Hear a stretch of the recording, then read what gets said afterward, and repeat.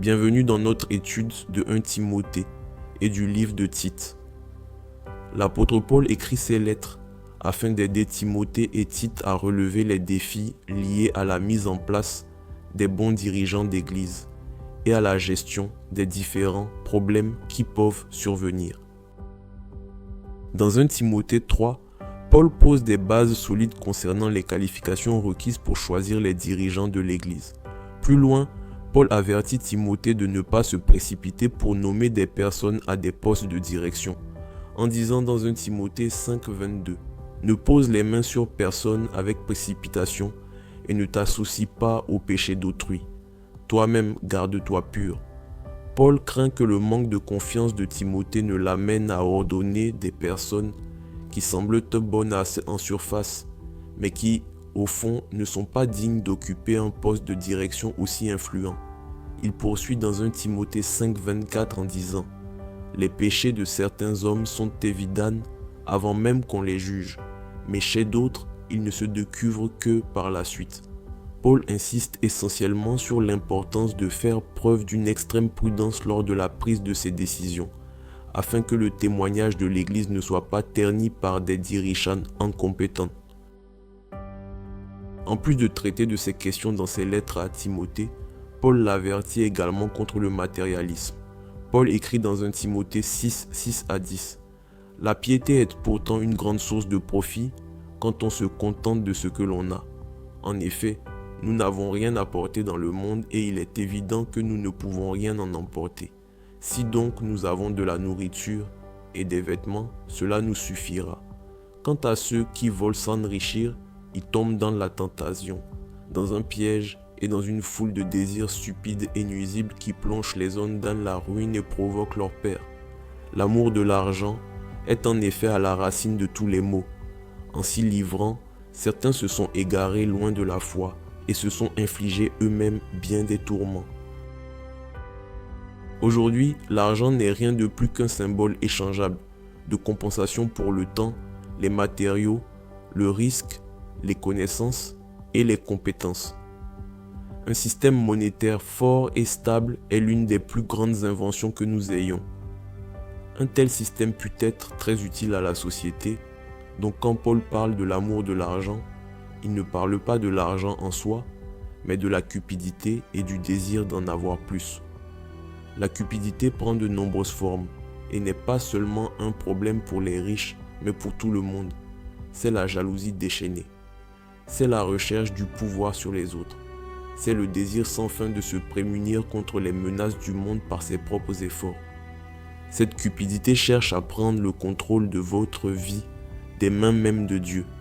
C'est cette préoccupation qui conduit à la remarque de Paul dans Colossiens 3,5, où il déclare que la cupidité, dans son essence, est de l'idolâtrie. La cupidité peut être combattue de 3 manières, la foi, la gratitude et le contentement. Penchons-nous un peu sur le contentement. Certaines personnes fondent leur valeur sur leur réalisation et leur possession, mais celles-ci ne nous apporteront ni bonheur, ni paix, ni satisfaction. C'est le contentement qui nous apportera tout cela. Le christianisme ne consiste pas seulement à suivre une liste de choses à ne pas faire, mais c'est un système de croyances qui vous donne également une liste de choses à faire. Ces choses à faire commencent toujours à l'intérieur en tant que croyances et attitudes du cœur et se manifestent à l'extérieur par l'action. Après savoir dit à Timothée ce qu'il ne devait pas rechercher. Les choses à ne pas faire. Paul lui dit ce qu'il devait rechercher. Les choses à faire. Il lui dit dans 1 Timothée 6,11 de rechercher la justice, la piété, la foi, l'amour, la persévérance et la douceur. Cette discussion sur le matérialisme se termine par une réflexion de Paul sur les riches. Non, ce n'est pas un péché d'être riche.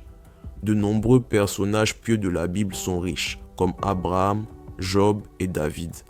La quantité de richesse que quelqu'un possède n'est pas le problème. Ce qui est important, c'est la motivation derrière l'acquisition de richesses, puis l'attitude envers ces richesses si vous en avez. Autrement dit, possédez-vous les richesses ou les richesses vous possèdent-elles? Paul dit à ceux qui sont riches en argent d'être également riches en bonnes actions, en générosité et en empressement à partager avec ceux qui les entourent. Ce faisant, ils investissent judicieusement, ils investissent dans l'éternité. C'est cet état d'esprit que Timothée est invité à partager avec les membres fortunés de sa communauté ecclésiale. Paul termine sa lettre dans 1 Timothée 6,20 en adressant un mot personnel à Timothée. Cher Timothée, garde le dépôt qui t'a été confié, évite les bavardages profanes et les objections de la pseudo-connaissance. Paul veut que Timothée prenne ses instructions à cœur, qu'il protège sa propre foi et qu'il combatte les faux enseignements. Nous allons maintenant examiner une lettre pastorale écrite par Paul à un autre de ses disciples dans le ministère, le livre de Tite. Tite est un converti païen qui assiste Paul dans plusieurs aventures missionnaires. Dans Tite 1, 4, Paul commence cette lettre en appelant Tite « mon véritable enfant dans une foi commune », suggérant une relation étroite entre eux. Si vous lisez le livre des Actes, vous remarquerez peut-être que Tite n'est jamais mentionné par son nom, même dans les passages où les lettres de Paul suggèrent sa présence. Cette absence s'explique traditionnellement par la relation étroite de Tite avec Luc, l'auteur du livre. Tite et Luc étaient frères. Il était culturellement inacceptable à cette époque d'avoir une haute opinion de soi-même. Les croyants comme Luc étaient très prudents pour ne pas paraître arrogants, au point que Luc s'abstint de mentionner son frère. Bien que Tite ne soit pas mentionné dans le livre des Actes, il l'est dans les épîtres aux Corinthiens et aux Galates. À un moment donné de son voyage, Paul laisse Tite en Crète pour qu'il termine une tâche difficile, comme le précise Tite 1.5. Je t'ai laissé en Crète afin que tu mettes en ordre ce qui reste à régler et que tu établisses des sanctions dans chaque ville, en suivant mes instructions. Dans les versets qui suivent, Paul parle des qualifications requises pour nommer des dirigeants, comme il le fait dans 1 Timothée. Il donne également des instructions à Tite sur la manière de gérer les fauteurs de troubles dans l'Église. Lorsque vous étudiez les lettres à Timothée, vous avez l'impression que Timothée est un jeune pasteur compatissant et quelque peu timide. En revanche, Tite apparaît comme un pasteur plus âgé, plus mature et plus sérieux. C'est pourquoi, lorsque Paul a une tâche difficile à accomplir ou un conflit à régler, il envoie Tite. Il n'est pas étonnant que Paul soit convaincu que Tite peut affronter les fauteurs de troubles en Crète et aider l'Église dans son ensemble. Dans le livre de Tite, Paul met l'accent sur les bonnes actions. Il fait référence aux bonnes œuvres et à la bonté des hommes à 10 reprises au total dans ce court ouvrage de 3 chapitres. Au chapitre 1, il est dit à Tite de choisir des dirigeants parmi les bons hommes et de réprimander et de corriger les crétois afin de les sauver de ceux qui sont sans valeur pour toute bonne action. Paul dit à Tite au chapitre 2 que les vieilles femmes devraient refuser de bavarder et, au lieu de cela, enseigner le bien aux jeunes femmes. Il dit également que les jeunes hommes sont appelés à être des exemples pour les autres par leurs bonnes actions. Les esclaves sont appelés à faire preuve de bonne foi afin d'embellir la doctrine de Dieu. Dans Tite 2, 14, nous apprenons que Jésus est mort pour nous racheter de toute iniquité et pour se former un peuple qui lui appartienne, désireux de faire le bien. Dans Tite 3:1, Tite est appelé à préparer les Crétois à être prêts pour toute OVR bonne. Dans Tite 3.5 à 8, Paul écrit que le salut n'est pas assuré par nos actes justes, mais seulement par la grâce et la miséricorde de Dieu. Lorsque cette vérité est comprise, Paul dit que ceux qui ont cru en Dieu veilleront à s'engager dans de bonnes actions.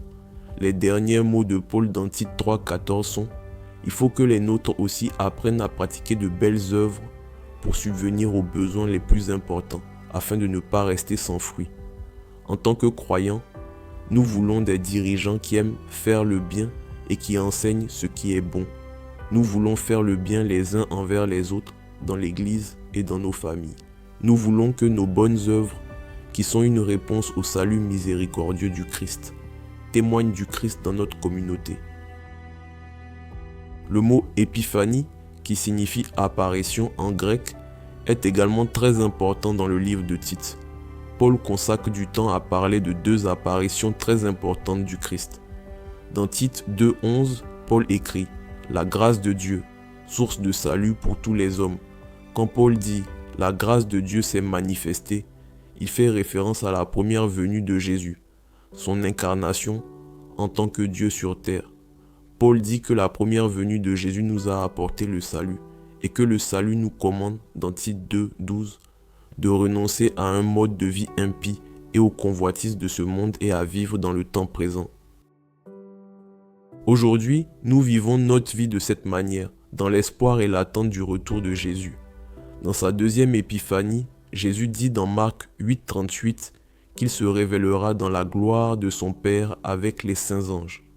Ainsi, en tant qu'Église, nous nous souvenons de la première venue de Jésus et en même temps, nous nous tournons vers l'avenir, dans l'attente de la bienheureuse espérance et de l'apparition de la gloire de notre grand Dieu et Sauveur, le Christ Jésus.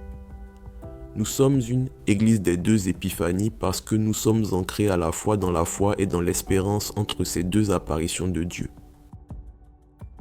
Paul nous dit que Dieu nous a rachetés parce qu'il veut purifier un peuple qui se passionnera pour faire de bonnes œuvres. L'Église est censée exister en tant que peuple unique, reflétant l'image du Christ dans le monde jusqu'à son retour. Peut-être pouvons-nous alors nous appeler l'Église des trois épiphanies. Entre la première apparition du Christ en sacrifice pour le péché et sa seconde venue dans la gloire pour juger le monde, il y a une autre apparition de Dieu, l'Église. Dans sa grande sagesse et sa grande planification, Dieu a choisi ceux qui le suivent pour accomplir son œuvre et faire briller la lumière du Christ dans le monde.